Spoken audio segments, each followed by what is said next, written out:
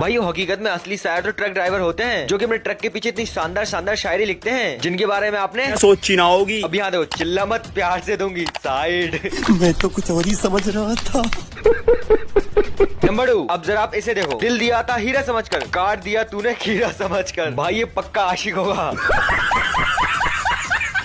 Number 3, भाई बुरी नजर वाले तेरा मुंह काला, ये लाइन तो आपने बहुत जगह देखी होगी, लेकिन उसका अपडेट वर्जन देखो। बुरी नजर वाले तू 100 साल जिए, तेरे बच्चे दारू पी पी कर मरे। सही खेल गया बेंच।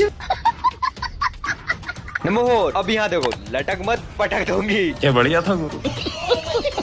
नंबर 5, अब यहाँ देखो, राम युग में दूध मिला, कृष्ण युग में घी, इस युग में दारू मिली, खूब दबा कर पी।